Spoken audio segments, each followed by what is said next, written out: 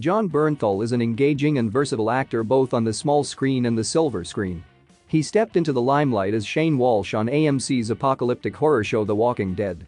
He had a starring role in the first 2 seasons of the show and then was able to move on to starring and supporting roles in movies, but went back to the series format when he was cast as Frank Castle in Netflix's Punisher.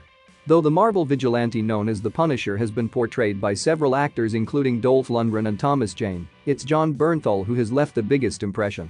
He has won over critics and audiences with his soulful performance as Frank Castle. In addition, he has given unforgettable supporting performances in movies like The Wolf of Wall Street and Ford v Ferrari. He continues to be cast in extremely popular and critically acclaimed movies. Here are 10 things you may not know about Jon Bernthal.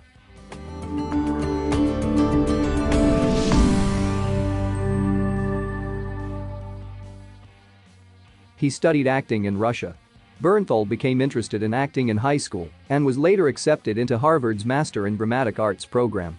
Before that, he was encouraged by his acting teacher, Alma Becker, to try out for the Moscow Art Theater School.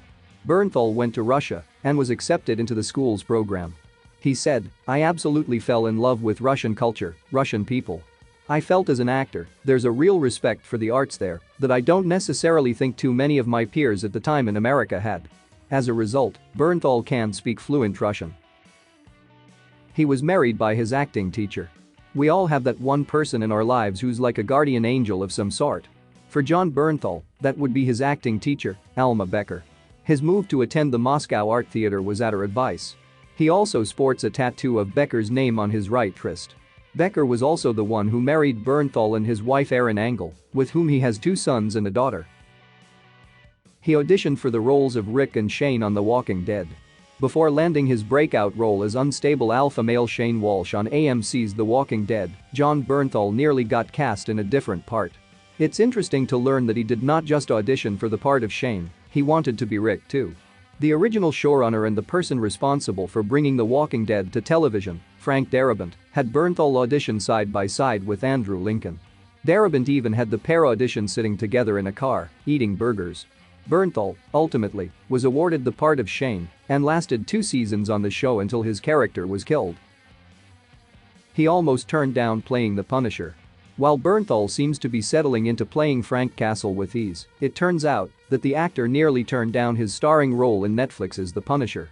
Speaking to Variety's remote-controlled podcast, Bernthal revealed that suiting up for the world of superheroes and villains had never really appealed to him.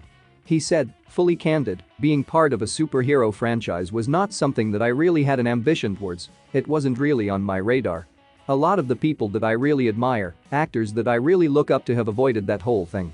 Thankfully, a dive into the pages of Marvel comic books gave Bernthal a taste of what Castle's motives were, and the character's haunted past seemed to strike a chord with him. He said, "He didn't have any super, he didn't have a mask. He was a grieving father and husband who was reeling from this unbelievably traumatic event.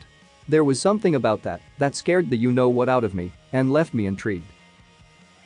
He stays in character mid-shoots. When it comes to acting, every actor has a different approach to the trade. Some people drastically change their appearance for a role, while others stay in character at all times to stay in the role. In an interview with late-night talk show host Jimmy Kimmel, Bernthal revealed that he preferred to stay in character on the set of The Punisher. He said, "It's a lot of isolation and sort of not having too much fun. He lives in a world of darkness, and my job is to kind of embrace that." He shot some scenes of The Punisher with a broken hand.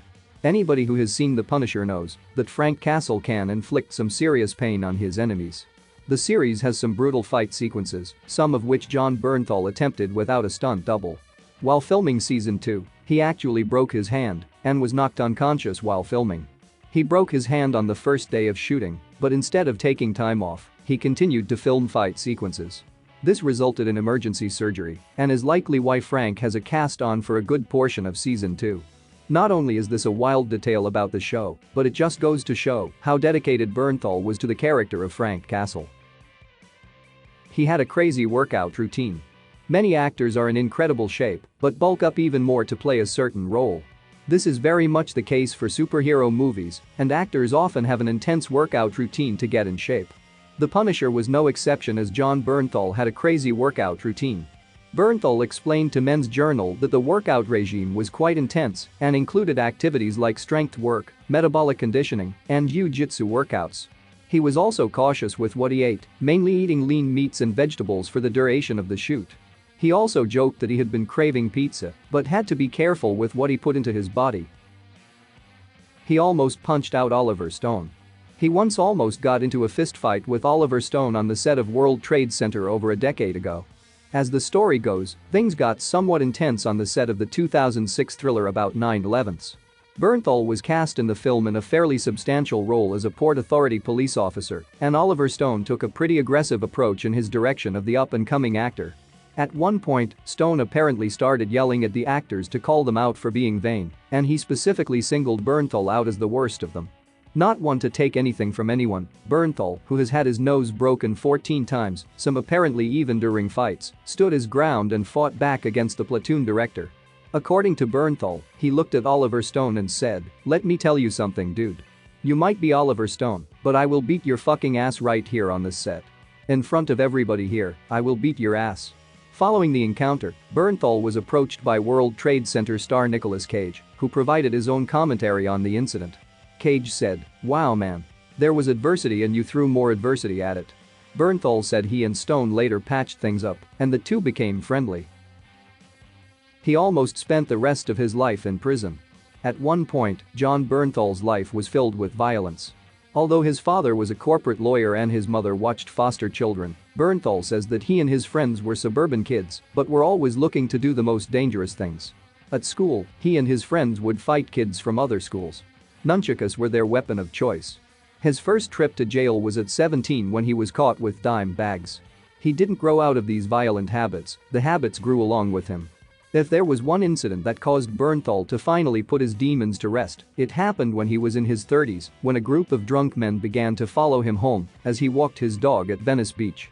One of the men became truly belligerent, so Bernthal turned and swung on him. He hit the man hard enough to knock him out, and when the man hit the ground, his head split wide open. Bernthal found himself handcuffed to a bench with a cop telling him, "If that guy doesn't wake up, you're going away for life." Thankfully the guy woke up, but not before Bernthal received 3 years as probation and a $2 million civil lawsuit to boot. The case was settled out of court, but it also changed Jon Bernthal for the better. He was once replaced by Andy Samberg. With his feature film career still developing, Bernthal was excited to get a role in 2009's I Love You Man, starring Paul Rudd and Jason Segel. Bernthal played Rudd's brother, but the familial attitude did not extend to the set. Bernthal said he was largely ignored by the cast. He began to sense he might not be around much longer. After one day of rehearsal, he was fired and replaced by Andy Samberg. Fortunately, The Walking Dead came along not long after.